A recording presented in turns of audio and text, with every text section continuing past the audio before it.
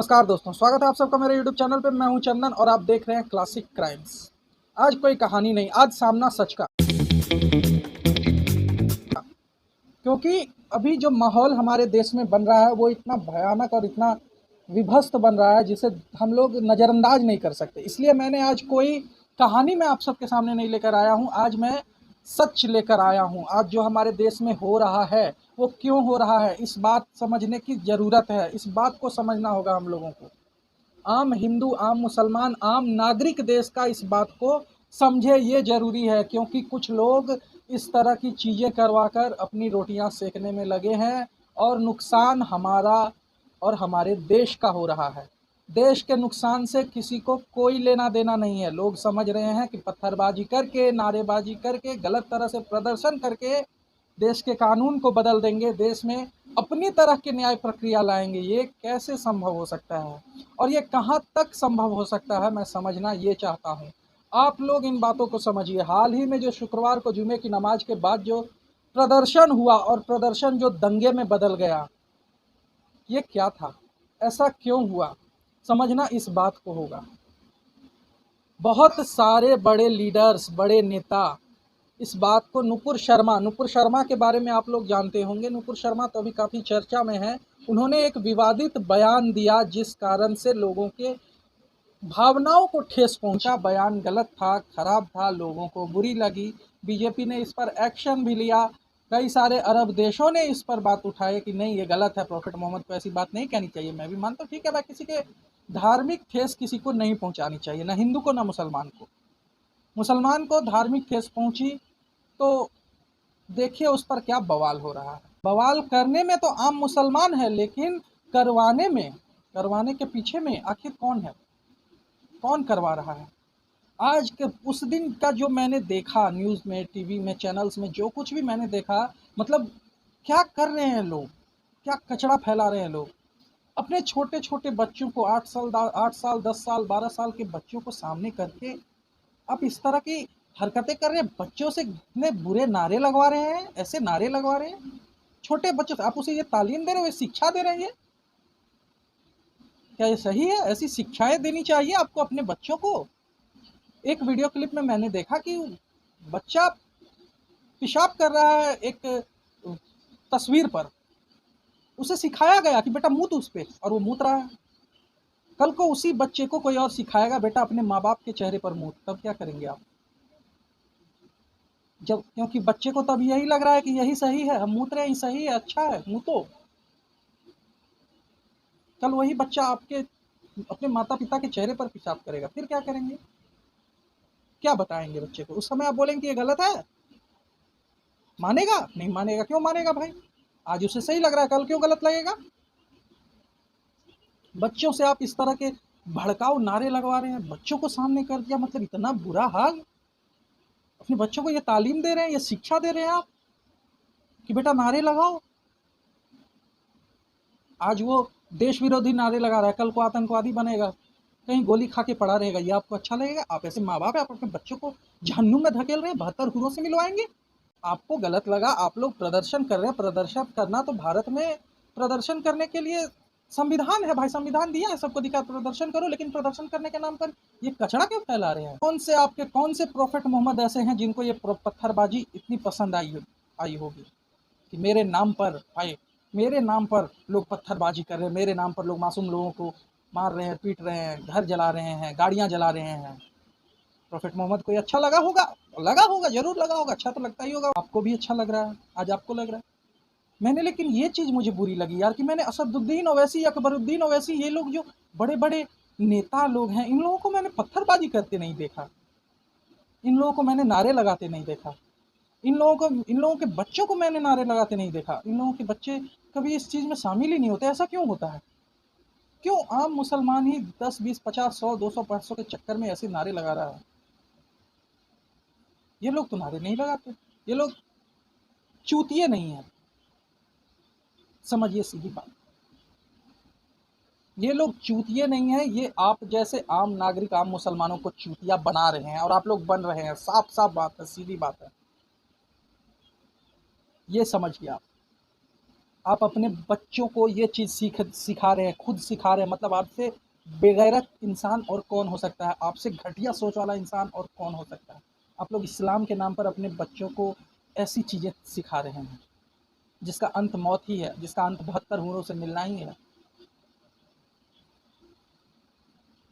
आप लोगों ने अपने बच्चे को स्कूल भेजने के बजाय, सही जगह पर पढ़ाई लिखाई करने भेजने के बजाय आप लोग ये करने के लिए भेज रहे हैं। मैंने आज तक में किसी भी ऐसे बड़े नेता, ऐसे बड़े मौलवी, ऐसे बड़े मौलाना जो लोग इस तरह की बयानबाजी करते हैं, जो लोग ऐसी बातें कहते हैं, उनको कभी भी पत्थरबाजी में हिस्सा लेते हुए नहीं देखा। कभी ऐसा नहीं सुना कि कोई मौलाना इस तरह के पत्थरबाजी या हिंसा में शामिल हुआ। क्यों? क्योंकि उन लोगों ने अपना कॉलर वाइट रखा हुआ है। कल को अगर कोई फंसेगा, कल को अगर किसी तरह की समस्या होगी तो वो तो अपनी पछवाड़ा बचा लेगा। फिर उसी बीच में कोई किसी को गोली लग जाती है, कोई मारा जाता है, फिर बोलते हैं कि मैंने अपने बच्चे को भेजा नहीं। उसके परिवारजन यही बोलना शुरू कर देते हैं, मेरा बच्चा शरीफ है, मैंने अपने बच्चे को भेजा नहीं। भीड़ में मरा पाया जाता है, क्यों भीड़ में मरा पड़ा है, दूसरे के बच्चे क्यों नहीं मरे पड़े हैं, ये देखना है, समझना है इस बातों को। आप लोग ये सब चीज़ें समझ नहीं पा रहे हैं। आज मुझे बड़ी तकलीफ़ हुई है। मतलब मैंने जब ये हिंसा देखा, ये दंगा देखा, अरे आपको मतलब आप की कम्युनिटी में कोई इतना पढ़ा लिखा व्यक्ति नहीं है जिसे आप कोर्ट केस का एक राय दे सके कि कोर्ट केस करो भाई। ठीक है, आपके मोहम्मद को गाली दी, आपके मोहम्मद को कुछ बुरा कहा, तो आप उस पर केस कीजिए। सीधी कानूनी की प्रक्रिया पर चलने वाला कोई आपके मतलब आपकी जमात में कोई ऐसा है ही नहीं। सिर्फ यही सीखा है आप लोगों ने और यही आप अपने बच्चों को सिखा रहे हैं। असदुद्दीन ओवैसी, अकबरुद्दीन ओवैसी, ये लोग अपने बाल बच्चों को पढ़ने के लिए विदेश भेज दे रहे हैं। आपके बाल बच्चों को हथियार थमा रहे हैं हाथ में, पत्थर थमा रहे हैं हाथ में, पैसे दे रहे हैं हाथ में, बेटा लो करो जिहाद। अपने बच्चों को बोलिए ना करेगा जिहाद करने के लिए, कोई नहीं आएगा। कितना भी बड़ा लीडर क्यों ना हो, सही वक्त पर आपका साथ देने के लिए कोई नहीं आएगा। जब वक्त बुरा होता है तो सबसे पहले अपने साथ छोड़कर भाग जाते हैं। अदालत का रुख कीजिए। ये पत्थरबाजी कुछ नहीं करके मिलेगा।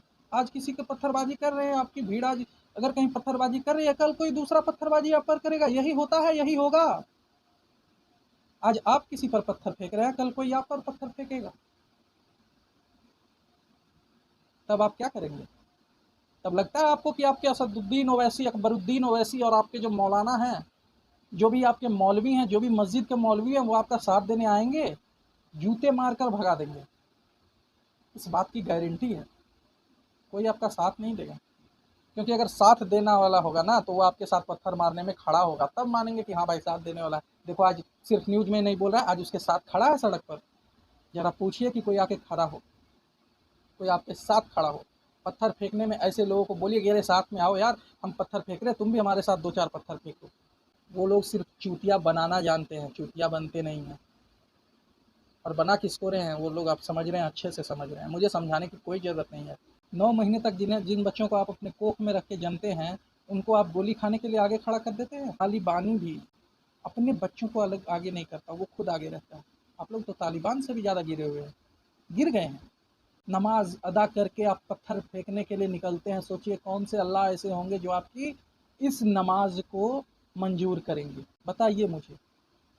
नमाज अदा करने से पहले आप लोग पत्थर एक जगह इकट्ठा कर रहे होंगे, तैयारियां कर रहे होंगे कि हम निकलेंगे नमाज पढ़ के तो ये करेंगे। भीड़ बनाकर निकलते हैं, पत्थरबाजी करते हैं, फिर घुस जाते हैं। प्रदर्शन करना है, सामने से प्रदर्शन कीजिए। मुस्लिम समुदाय प्रदर्शन करे खड़ा होकर, कोई दिक्कत नहीं है। प्रदर्शन करने का मतलब क्या है? नारेबाजी भी देश विरोधी नारेबाजी मत लगाइए भाई साहब। देश विरोधी नारेबाजी करना, देश विरोधी झंडे फहरा रहे हैं आप लोग। रहेंगे इसी देश में, रहते इसी देश में, खाते इसी देश का है, लेकिन फिर बाद में इसी देश के पीछे आप लोग बर्बादी करने में पड़ रहे। पाकिस्तान में 60-70 साल तक बस यही चीज़ें हुई। आज वहाँ का तो हिंदू का जो तबाही है सो है, मुसलमान का भी पेट ठीक से भर नहीं रहा है। आपको ये समझने की ज़रूरत है, क्योंकि जहाँ पर जंग होगी वहाँ पेट नहीं भरेगा आपका। कैसे भर लेंगे आप पेट? भर के दिखाइएगा। अगर आप इसी नारेबाजी में लगे रहेंगे, आपके बच्चे इसी तरह की हरकतों में लगे रहेंगे, तो आपके बच्चे का भविष्य क्या होगा? या तो वो तालिबान ज्वाइन करेगा या ISI। इसी से आगे बढ़ेगा आपका देश, इसी से आगे बढ़ेगा आपका भविष्य। अगर इसी से आगे बढ़ाना है आपके भविष्य को, तो ऐसे बच्चे पैदा मत करो यार।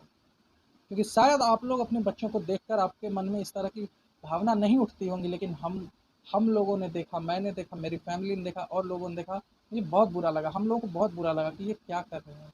खुद आगे नहीं आप लोग आ रहे हैं, आपके लीडर्स खुद आगे नहीं आ रहे, आपके बच्चों को आगे कर रहे हैं। सोच रहे हैं बच्चों को मारेंगे नहीं इसलिए आगे कर दो, अगर बच्चों को मार दिया तब? जिस दिन बच्चों पर गोलियां चला दी गई उस दिन क्या करेंगे आप? न्याय प्रक्रिया हर चीज़ के लिए है, आप न्याय प्रक्रिया को ही पकड़ के चलिए, ज़रूर आपके साथ अच्छा। तो आज के लिए इतना ही, फिर मिलेंगे कल किसी कहानी के साथ। धन्यवाद।